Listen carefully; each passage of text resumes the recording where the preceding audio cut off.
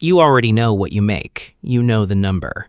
What you don't know, what most people never stop long enough to calculate, is how much of it quietly disappears every month without a single decision you actually made.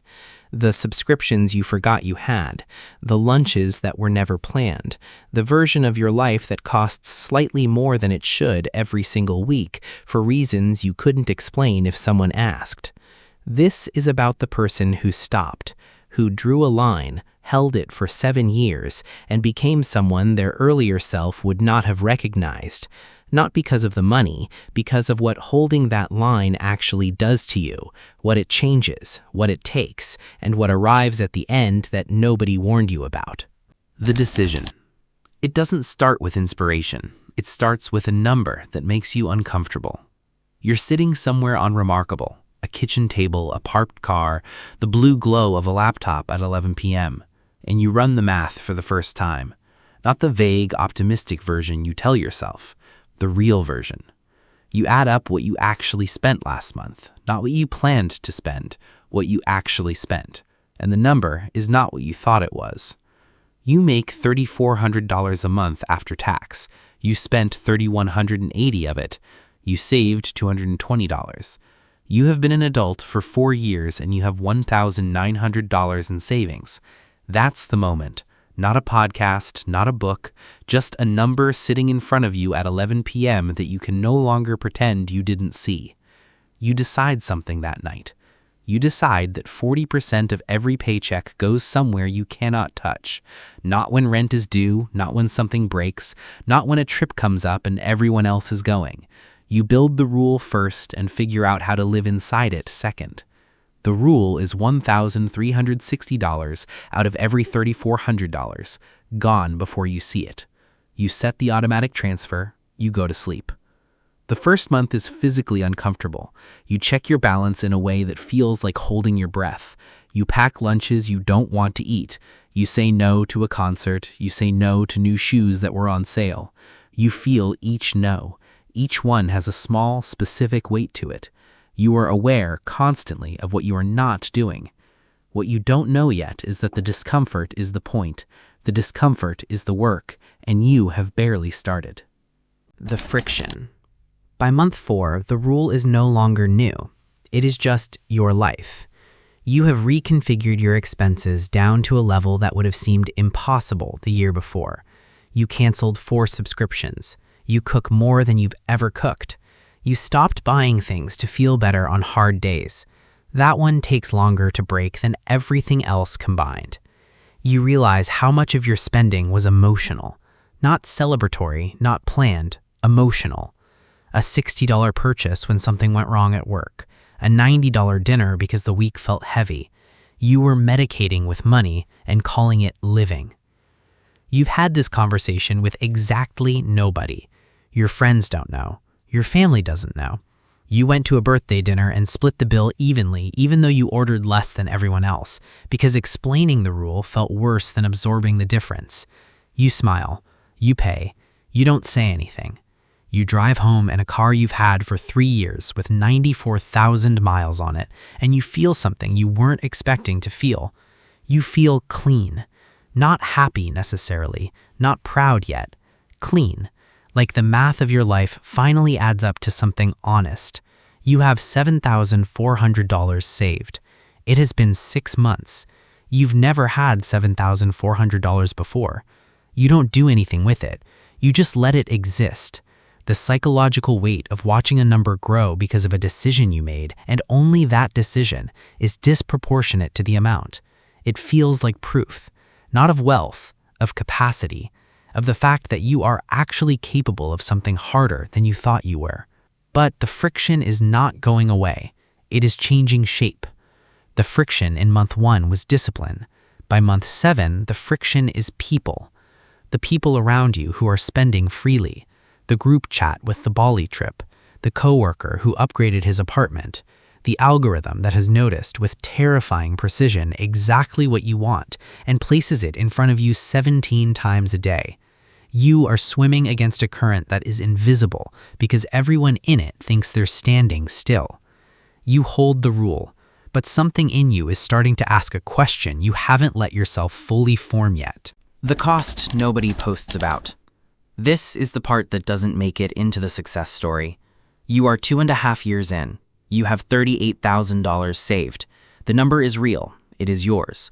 And you are sitting at a dinner table with people you've known for years, and you feel the specific loneliness of being somewhere in between, too far along to relate to the casual spending around you, not far enough to feel like it was worth it yet. Someone at the table is talking about a weekend trip. Someone else just got a new car. The conversation moves the way it always moves, and you are present in it, nodding, laughing at the right moments, but there is a version of you sitting slightly outside of it now. Not better, not worse, just separate. You made a choice that most of the people in this room did not make, and the making of it has put a quiet distance between you and the life that used to feel completely natural. You go home and you open your savings account and you look at the number. You add up the next 4 years at the same rate. You run the projection. And for the first time, the number at the end of 7 years doesn't feel abstract. It feels like something that is actually going to happen. Something with a specific shape, a specific weight. $142,000, conservatively. More if you invested correctly. More still if the discipline compounds into income the way you've started to suspect it might.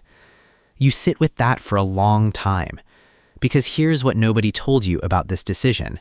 It doesn't just change your bank account. It changes your relationship with time. You start measuring years differently. You start looking at decisions, not just financial ones, through a longer lens. The job you've been thinking about leaving, the skill you've been meaning to build, the conversation you've been avoiding, the version of yourself that's been waiting on the other side of a choice you haven't made yet. The money was always just the beginning. The discipline was always teaching you something larger. You're only starting to understand what it is. The compounding you didn't plan for. Year 4. You have $67,000 saved and invested. The market has moved in your favor and against it. You've learned to watch it without flinching in either direction. The money has become less emotional, not because you care about it less, because you understand it better. There is a difference. You've started to notice something that doesn't show up in the spreadsheet. The discipline you've been applying to money has bled into everything else. You wake up earlier. Not because you forced yourself to, because somewhere in the rewiring of your relationship with delayed gratification, your tolerance for the easy option shortened. You don't reach for your phone before you're out of bed. You finish things. You start things you used to just think about. You told your manager you wanted the project nobody else wanted. You got it. You did well. Your income went up by $8,000. The 40% rule now moves $1,680 a month instead of $1,360. You didn't upgrade your life when your income went up. You upgraded the machine. This decision, the one to not inflate, is the one that separates the people who make it to the end from the people who almost do. Lifestyle inflation is the silent reset, the trap that looks like a reward. You don't feel deprived. That surprises people when they notice, and they're starting to notice. Not many, 1 or 2. A coworker asks how you seem so unbothered by things that stress everyone else out. You say something vague. You are not ready to explain the whole architecture of it, not because it's secret, because it's hard to explain to someone who hasn't lived inside it. The peace you feel is not the peace of someone who has arrived. It is the peace of someone who trusts the direction they're moving in. That is a different thing, and it is rarer than most people realize. The identity shift. Year 6, $108,000. Your net worth crossed 6 figures on a Tuesday afternoon while you were eating lunch at your desk. You found out when you checked the app between bites. You thought you'd feel something large. You felt something quiet instead, something that took a few days to name. You realized the milestone had already happened, not the number, the shift. The shift happened somewhere in year 3 when you stopped feeling the rule as a constraint and started feeling it as a structure. The way a building isn't constrained by its foundation, it's held up by it. You are a different person than the one who sat at that kitchen table with $1,900 in savings and a spending habit dressed up as a lifestyle. Not dramatically different, quietly different, the kind of different that doesn't announce itself. You still drive the same car. You live in the same apartment. From the outside, almost nothing has changed, but you are operating from a completely different internal position. You have options now, not infinite options, real, specific, actual options. You could leave your job and survive for 2 years without touching your investments. You could start something. You could absorb a crisis, medical, professional, personal, without it becoming a financial catastrophe. The thing that most people are one bad month away from, you are not. That changes how you walk into a room, how you talk to your manager, how much of yourself you can give to something because you're not terrified of what happens if it doesn't work. Nobody gave you this. You built it at $1,360 a month, one uncomfortable month at a time for 6 years. What arrives? Year 7. The rule ends. Not because you abandon it, because it no longer needs to be a rule. It has become your nature. You have $141,000 saved and invested. Your income has grown. Your expenses have barely moved. The gap between what you make and what you spend has become the defining feature of your financial life, not as a sacrifice, but as a philosophy. You don't spend money to signal anything to anyone.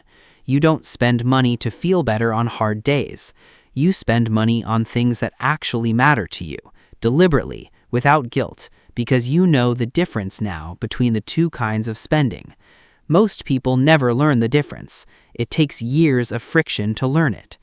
You think about the person you were at the beginning, the $220 a month in savings, the balance that was always almost gone before Friday, the olive oil you didn't put back, but almost did. The version of you who thought the problem was income, who thought if you just made a little more, the math would fix itself. The math never fixes itself. The behavior fixes the math.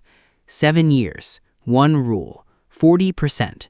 You didn't get rich, you got free.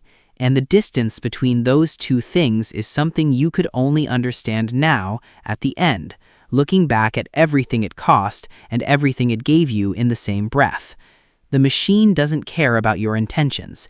It doesn't care about your circumstances or your excuses, or the trip everyone else went on while you stayed home. It only responds to what you actually do, consistently, patiently, for longer than feels necessary, until the day it doesn't feel like discipline anymore, until the day it just feels like you.